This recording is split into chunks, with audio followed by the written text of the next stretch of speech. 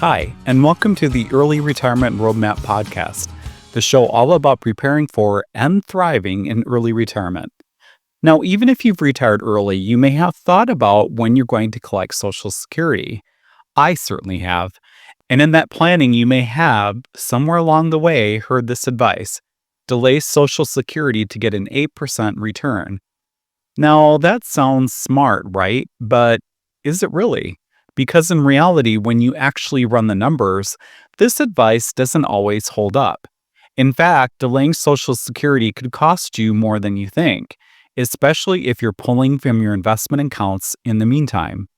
So, in this episode, we're going to walk through why the 8% logic is misleading, the opportunity costs most people miss, a case study to illustrate, and how your portfolio's return completely changes the answer. Let's start with the most common misunderstanding. A lot of people believe that if they delay Social Security, they're getting an 8% return each year they wait. But that's not entirely true, and here's what's actually happening. If you claim before your full retirement age, say at 62, your benefit is permanently reduced by about 30%. So that's a big cut. Once you reach full retirement age, which is 67 for anyone born in 1960 or later, your benefit stops being reduced, and any delay past that earns you extra credits. And yes, those credits increase your monthly benefit by 8% per year up to age 70. But that only applies for 3 years from ages 67 to 70, not from 62 to 70 like some people assume. And even though that 8% sounds like a return, it's really just a larger benefit in exchange for collecting fewer checks. So let's say you're retired and waiting to take Social Security. How are you covering your expenses in the meantime? While you're likely pulling from your investment accounts, your IRAs, 401k, or your taxable brokerage accounts. But here's the problem: every dollar you withdraw now is a dollar that no longer stays invested and growing for the future. That's called opportunity cost. So even if your monthly Social Security benefit ends up being higher later on, you may have permanently lost income potential by drawing down your investments too aggressively before you claim Social Security. Let's bring this to life with an example. Let's talk about Joel. He's 64, just retired, and has $850,000 in his retirement portfolio. He needs about $5,200 per month to fund his lifestyle, including housing, health insurance, travel, just everything. He's trying to decide when to take Social Security. Here are his options. He could take it now at 64 and receive about $2,000 a month, wait until his full retirement age is 67 and he'd get about $2,700 a month, or delay until 70 and he gets roughly $3,400 a month. Now, at first glance, waiting until 70 sounds like a no-brainer. That $3,400 monthly check looks so much better than the $2,000 he'd get by starting now. And yeah, if he started even earlier at age 62, his benefit would be permanently reduced by about 30% compared to his full retirement age amount. And that does feel like a big loss. But here's what most people miss. Even with the reduced Social Security income, taking it earlier might actually leave you in a better financial position overall, especially if it lets you avoid pulling as much from your investments. Because every dollar Joel doesn't need to withdraw from his portfolio is a dollar that stays invested and keeps growing. That growth can often more than make up for the reduced monthly check, particularly if his portfolio is earning a decent return.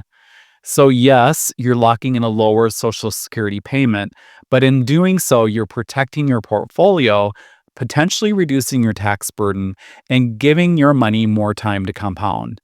Now, most people calculate the break-even point. They say if I live past a certain age, say 77 or 78, it pays to wait. And in a Social Security vacuum, that math checks out. But real life isn't lived in a vacuum, of course. Let's assume Joel earns a 7% average return on his investments. If he delays Social Security, he has to draw $5,200 per month from his portfolio until his benefits kick in. If he starts at age 64, he only needs to pull about $3,200 a month because the other $2,000 is coming from Social Security. That means he's withdrawing less and leaving more of his portfolio intact to keep growing. And that's really the key insight. The timing of your benefits changes the pressure on your investments, which changes how long your money lasts. That's why Joel's total financial picture may actually look better by taking Social Security earlier, even if the monthly check is smaller.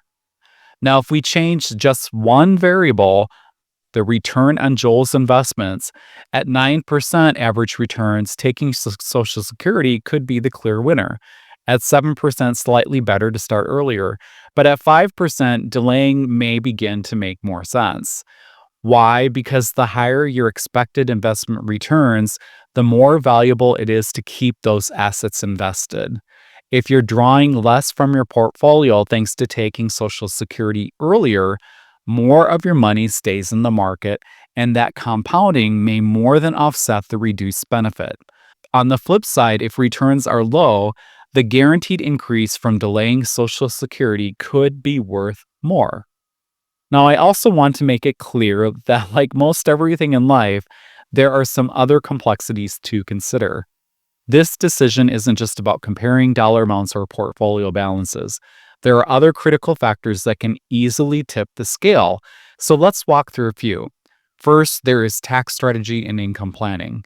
Withdrawals from a 401k or IRA are 100% taxable, but Social Security is taxed differently. Only up to 85% of your benefit can be taxable depending on your income.